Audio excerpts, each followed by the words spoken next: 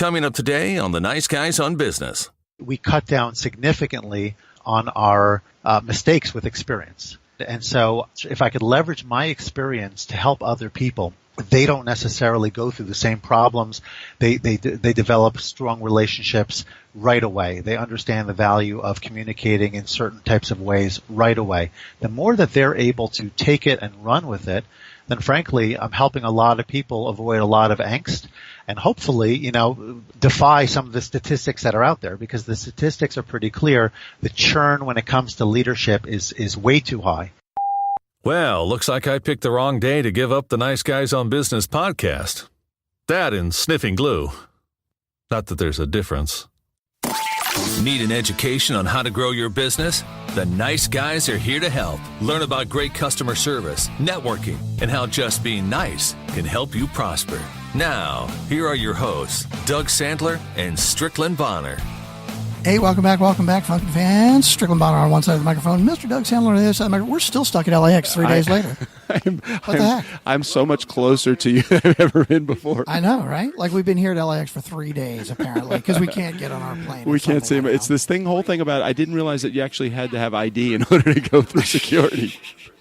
No, your Chuck E. Cheese card and your Subway frequent flyer won't cut it. What is amazing, though, is the friends that I was able to meet while I was going through the security line. Okay, so let me just give you a little background on who they were. I met a woman that was traveling to Oakland. She's going to visit her sister. She's actually here from Germany, just visiting. And a guy got in line right behind me. He was a little nervous he wasn't going to be able to make his plane to Vegas, which leaves in an hour. And he had not gotten in line yet, so he has no bags. I'm just thinking somebody TSA is just going to pull him right over. No bags, one-way ticket. Do people get nervous when you have a one-way ticket, no bags? No, not really. Okay. I mean, not to Vegas, a little short, quickie flight from LA to Vegas. Everybody does that all the time. So in that particular case, no. If you're going to Germany one way with no bags, might be a little suspicious. Or a bag with a lot of metal. Exactly. Did we have is today Naphtali? It is. Naphtali Hoff? Okay, so cool. So he's a leadership expert. He is an expert in building relationships. He talks about, he's actually made a transition from being, I believe, a school principal or working in education over to leadership, taking a lot of the same lessons he's learned leading a school and the employees at a school to leading companies and just teaching them how to teach their employees about better leadership practices. Impactfulcoaching.com is his website, and what I really love about him is that he makes a very strong differentiation between management and leadership, because really a lot of people kind of combine that, and if you're a manager, you're a leader, but it's two totally different things, and it's two that are often independent of each other. Obviously, they have to work together to really create a great growing company and have employees that are very loyal and want to work for you, but they're very different things sometimes. So Naftali wrote a book called Becoming the New Boss, and it is available on Amazon.com. We'll make sure we put a link in the show notes how to get a hold of his book and how to find out more information about bringing in Naftali in order to talk at your organization as well. There we go. It's the fun part about being at LAX. Are we in the C group again? God, I hope not. I mean, we have been here for 3 days, so maybe we're in the F group. Does that exist? I mean, I kind of like it. I mean, do they serve peanuts while you're in the waiting area? Yeah, but that's it. We've been eating peanuts for 3 days. There's nothing else. Just in case Funkin' fans are wondering why we are sitting in LAX and why we've been here so long, we actually went to the podcasters conference.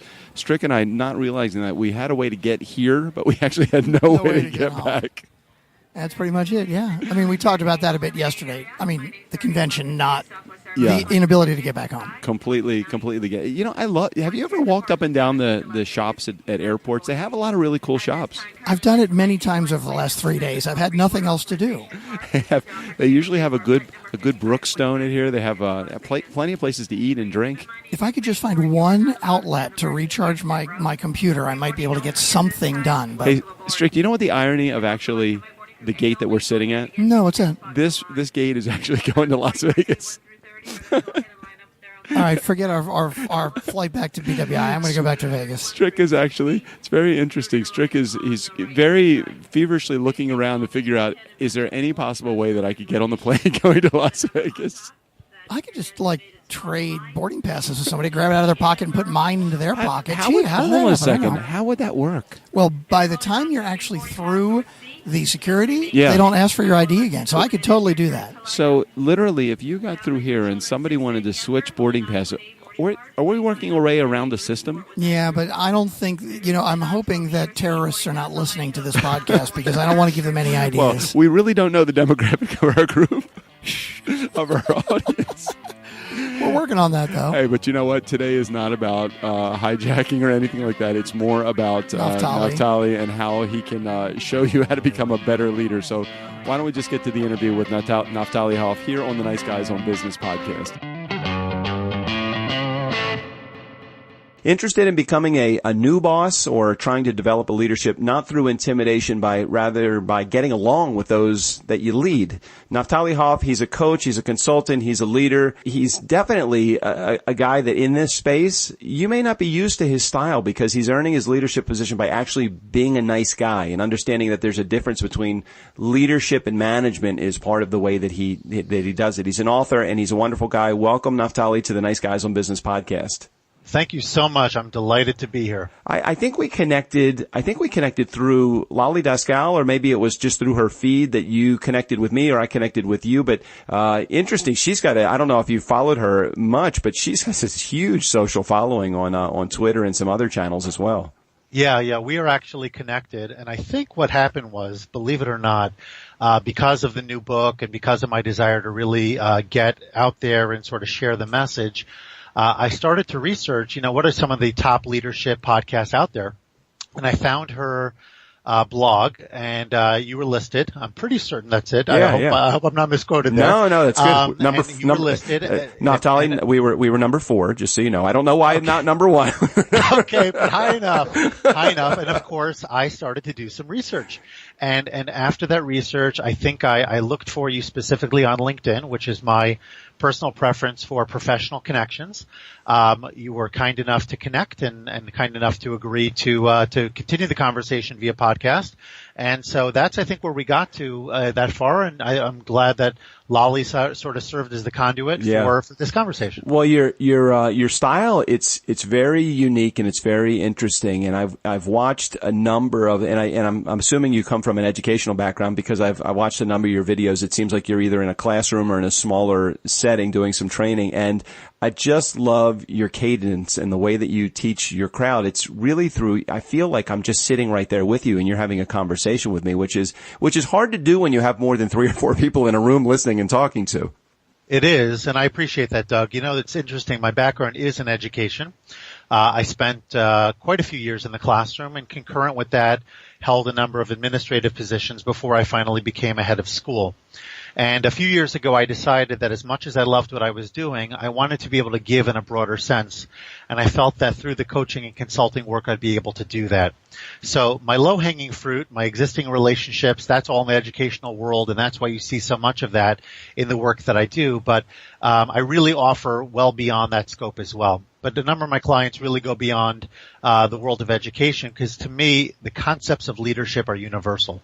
In other words, when you talk about how do you develop relationships and how do you communicate effectively, how do you build a vision, how do you get everybody on board, all these kinds of things, it doesn't matter if you're running a school, if you're running an organization, a company. To me, maybe the nuances are different and the types of personalities, of course, are going to be different, but the essence behind it is the same.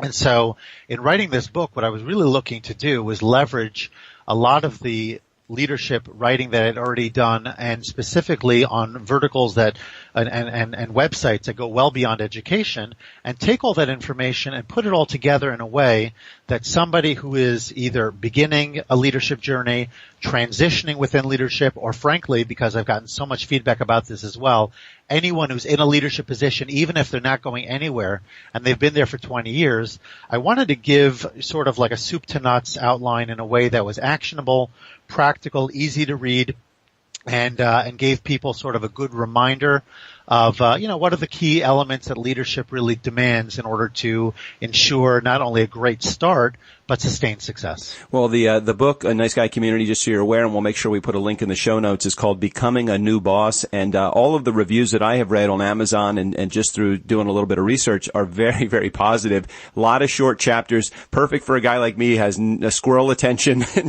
going in a bunch of different directions. One of the things I keep reading about, and maybe this is just me because I have my head in the sand sometimes and just so focused on my own, stuff that I don't look outside to find out some definitions and how things are differentiated. But you make a couple of comments, and you talk about it in a lot of your work and in the book, the difference between management and leadership. Can you maybe expand upon that? Because I really never looked at it in black and white and said, there really is a big difference between those two things.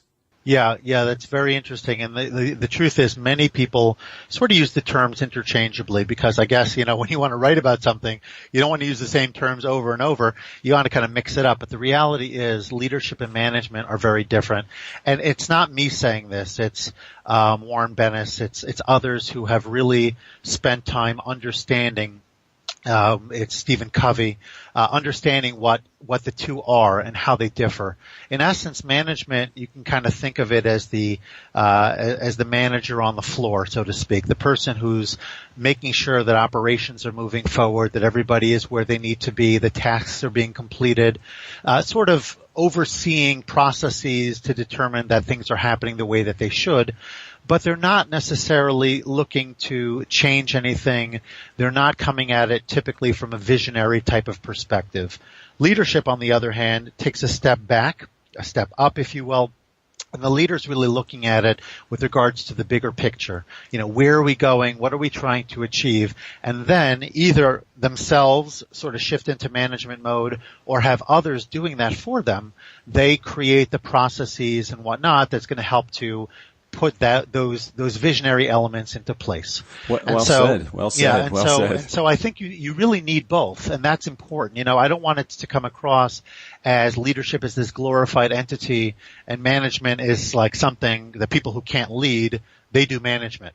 It's not that way at all, although there is research that clearly shows that some of the ways that we're wired, if you're thinking, for example, of MBTI and, some of the ways that we think about things, there are certain personalities that are just wired more towards leadership and some that are wired more towards management and more, frankly, on the management side.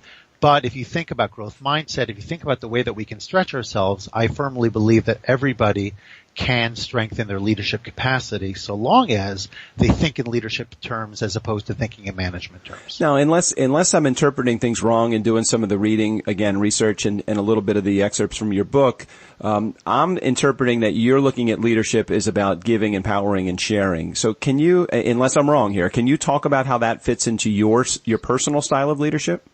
Oh, absolutely. I think that really is a critical element, for every leader, for every effective leader in particular, because you need your people to really be the ones who are going to make your organization work. Gone are the days of those individuals who possibly could kind of run everything on their own. Our work environment is so complex, and there's so many different skills that you need to master and so many responsibilities that you need to advance.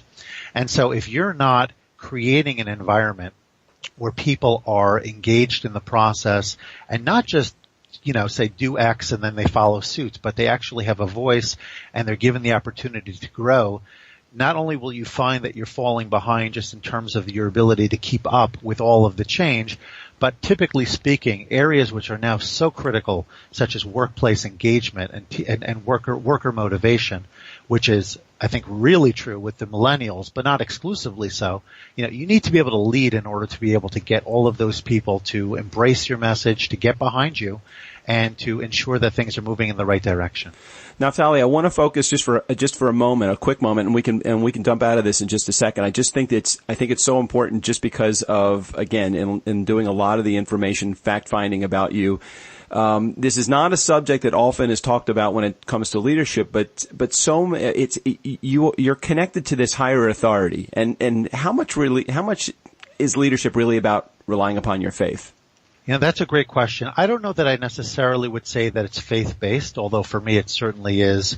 I think that, for me, it creates kind of like the higher sense of purpose in a lot of what I do. Yeah. And I think it also, creates a certain sense of servant leadership, which again, I don't think it has to necessarily be faith-based, but because there's so many examples in my own faith and my own, let's call it scriptures and whatnot, of great people who became great through their service, that also serves as a personal inspiration for me.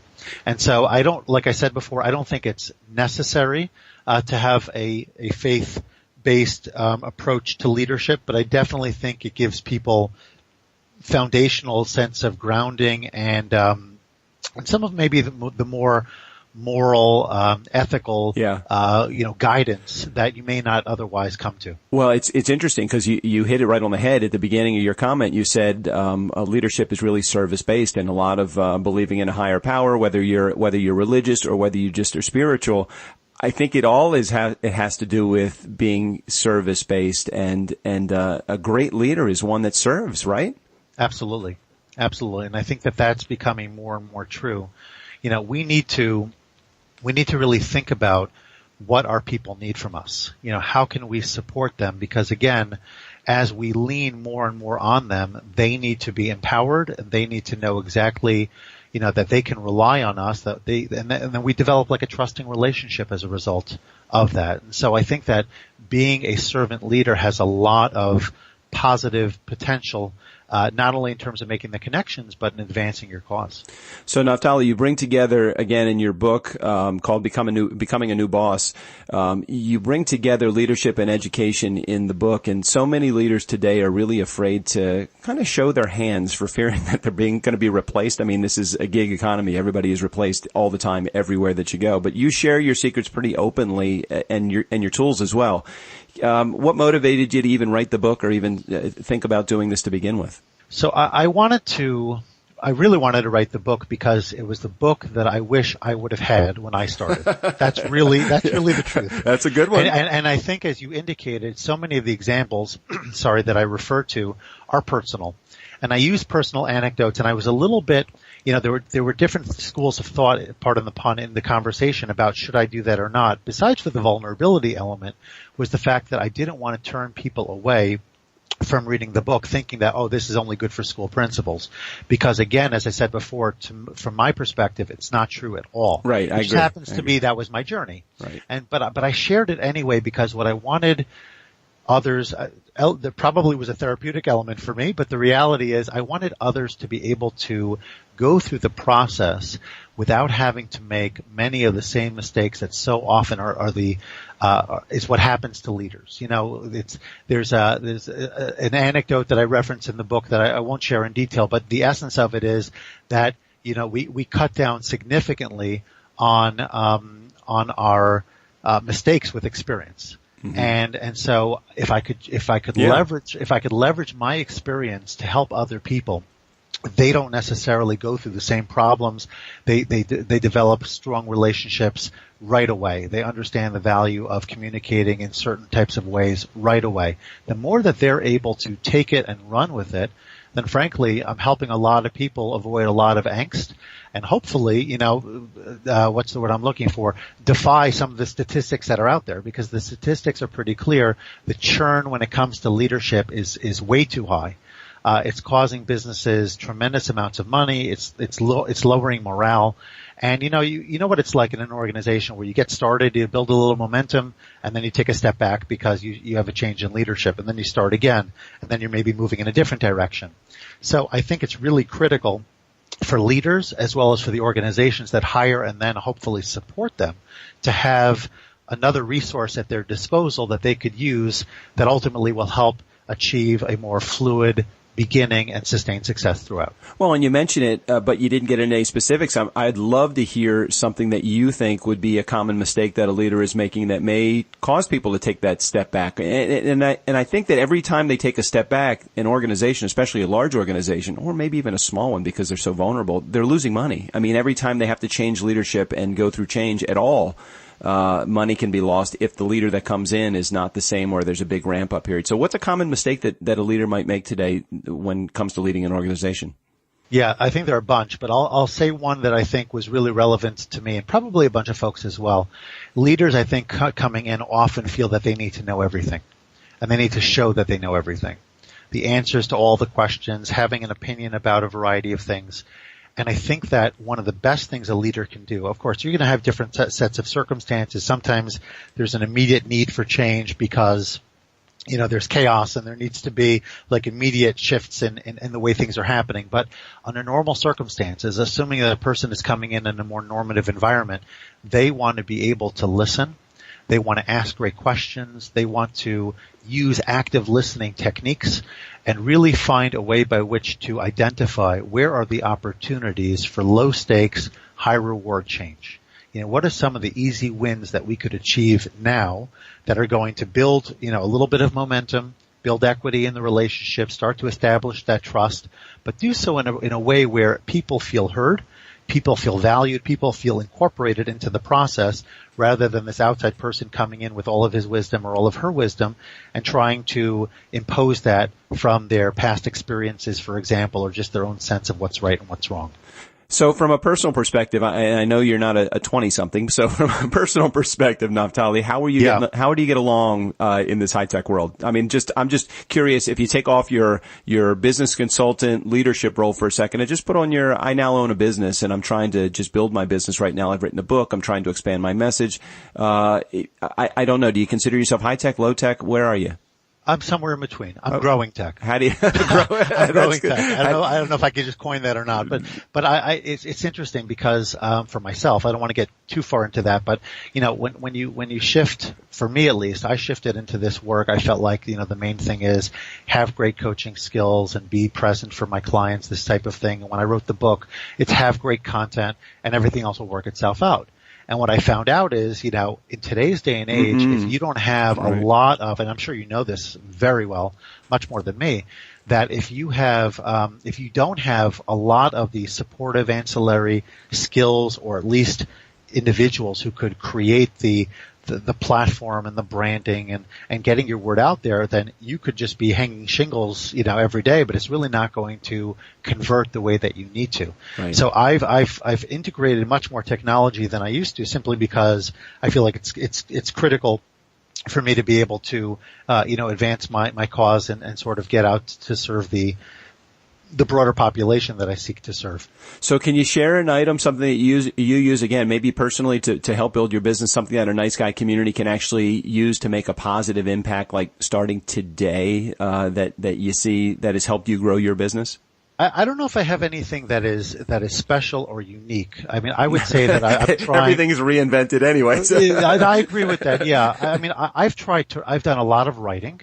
I'm a big fan of blogging, of getting my message out there with good content. I feel that despite people's busyness and the different types of media that people interact with, I think people still relate well to something that is concise, but clearly delivered, that positions you as an expert in your field. And another thing that I've done in a similar vein, you referenced it before, was creation of video. Yeah. Recently I started with Facebook Live, but prior to that, just creating video, uploading it to YouTube, giving people a window into the work that I do, not necessarily because that specific content is personally meaningful for them. Sometimes it is, but it also creates a sense of connection. And part of the thing that I'm sort of struggling with personally as an introvert, but also just as somebody who doesn't feel super comfortable with putting myself out there. There are some people who everything they do, they're posting it. I'm not that way, and it's not really part of the, let's call it, culture that I feel, sort of grew up with. But at the same time, I feel that at the end of the day, you do need to have the right balance of putting yourself out there through social media, through your writing, through your video, etc., and at the same time trying to find ways to go deeper. Because people value relationships. And what I'm seeing is that more and more that's the case, that our younger people in particular, but I think everyone, they're starving for real relationships. They want real connections. So it's a matter of getting out there into conferences, conventions, other live events where you can interact with people, have real conversation. Let the the nonverbals and, the emotional elements that don't come across well through technology, let those sort of, help you to make those connections as well. And in so doing, you start to form bonds, and people feel, most of the selling, as I'm sure you know, is based on emotion. Yep. People buy based on who they connect with, a brand they can identify with, a message that resonates with them. And so the more that you can create that and have people identify and connect with that, you're really going to position yourself well. And Naftali has a Nice Guy Community has a website. It's called impactfulcoaching.com, and right on the site itself, he has access to his videos, his blog. You put out a ton of content, and that's really challenging because that's just one thing that you have to do in order to promote your business. You're networking, I'm sure. You're building relationships. You're doing the videos. You're writing your blog. Oh, and you actually have to provide the service that you're telling people that you're providing too. How do you fit it all in? I think it requires a lot of discipline. I've become better. I'm still not great, but I've become better at my goal setting and really trying to stick to that. I try to do that every morning. I'm a big fan of Brian Tracy, and I follow a lot of his content and his work. He's not the only one, but he's certainly very good at laying out, how to create effective goals and then how to hold yourself accountable to them. And so I try to siphon off time within my schedule. My mornings tend to be more focused on writing and some of my other content development. I typically wind up serving my clients more in the afternoon, but that's just the way it works out for them and for me, not necessarily because it has to be that way. So I have times in my day where I know that I can do some of those pieces and at the same time stay very focused on building the business, like you said, broadening my reach and making new relationships. And if I may, before anything else, I just wanted to touch on 2 points. Number one, there's actually a second website. The book has a website by when I say the book has it, I made one for the book. It's called Becoming, and I'm going to mention this in the context of just clarifying the title as well.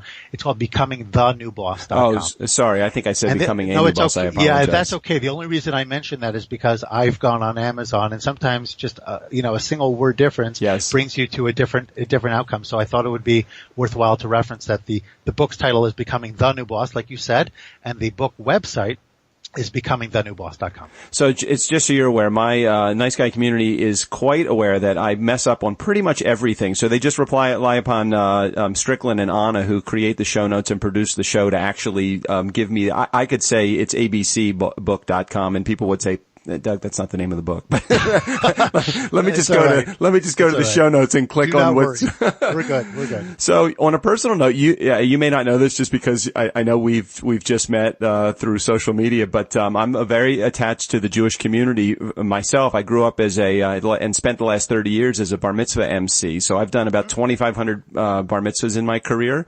Wow. So thank you. My question to you, because I know you're also attached to the community too. Yes. When you see these bar and bat mitzvahs, have we lost a little bit of perspective on what this is all about? We have. How do we get back? How do we come fairness, back? It's interesting because as you move through I have an interesting perspective because I'm personally Orthodox, and I was living in Chicago for 12 years, teaching and doing some of that administrative work. And so at different points, I worked with and engaged with different types of, or different segments, if you will, of the community. Yeah. And so as you move, let's say, one direction versus another, you will see different types of events that occur. And, in my heart, the bar mitzvah, the bat mitzvah, in its essence, is not a party per se. It's a celebration, but it's really an empowerment for what's coming. In other words, you've done nothing yet. It's actually a celebration of adulthood and what needs to be. And the sad part is that for so many folks, it seems to mark like the end of an educational process and perhaps even a ritual process. And then from there's not as much connection.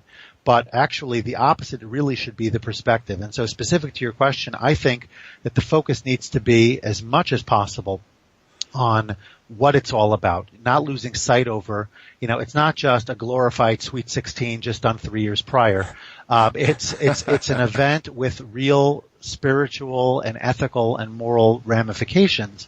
And if we can understand what those are, perhaps attach a mitzvah, a positive deed type of, whether it's charitable, organizations that we're going to support and give some of the gift money to, something that's going to take the ceremony and elevate it and infuse some more spirituality to it. I think that's a critical first step. Hold on, Naftali. You mean it's not about, as I was witness to, because I was one of the acts that was brought in when the Village People and vodka ice slides and about 2 tons of sand were dumped into a synagogue to make it portray a beach scene? That's not what it's all about? No, actually not. Actually not. I used to joke with my students because, you see the scene sometimes on Passover when folks are here, there, everywhere. And I used to joke and I said, I'm not sure that this is what Moses had in mind when he brought the Hebrews out of Egypt. Right. So I think it's the same idea. Let's not get lost. Let's not get lost in the wrong things. And sort of segueing back to the book and back to leadership. Absolutely. I think that's really the same point that I try to make in a variety of ways. Let's keep focus on what we're trying to accomplish. Let's remember that it's not about us, but at the same time it is, because if we're not doing good by ourselves, then we can't serve and support anybody else. So perspective is critical, I would say, in basically anything we do, whether it's religion, whether it's work and leadership, leading at home, not just leading at work, all these kinds of things. If you have the right perspective, I think you're really setting yourself up for a successful enterprise. Naftali Hoff, while it was just a shot in the dark that you were going to be a good guest, it was a home run for me, because I knew it once we made that initial connection that you were going to be a valuable guest in my community. Thank you so much. If our community wanted to get in touch with you to find out a little bit more about what you do and how you do it, where's the best spot for them to reach out to you? Yeah, that's great, and I appreciate it. Through both websites is opportunity to connect. I will share with you an email address as well as with a phone number, if that's okay. Sure. They can email me directly at nhoff@impactfulcoaching.com, or they can give me a call at 212-470-6139.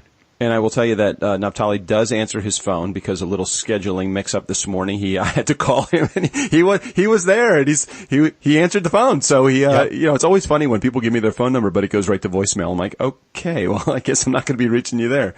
No, and even if people do have to leave a message, I will get back to them. Nice guy community, never underestimate the power of nice. Again, special thanks to Naftali Hoff for being on the show today. We'll make sure we put all of his information, including access to the book and his website and his blog and all the cool videos he has on right on the show notes. Naftali, thanks for being a part of the show today. Thank you, Doug. You made it a pleasure, and I'm really delighted that we had a chance to talk. All right, very cool. Steve O'Brien, go ahead and take us out of here. For the Nice Guys on Business, I'm Steve O'Brien. Seriously, it'll only hurt for a minute. Or 2. 10 tops.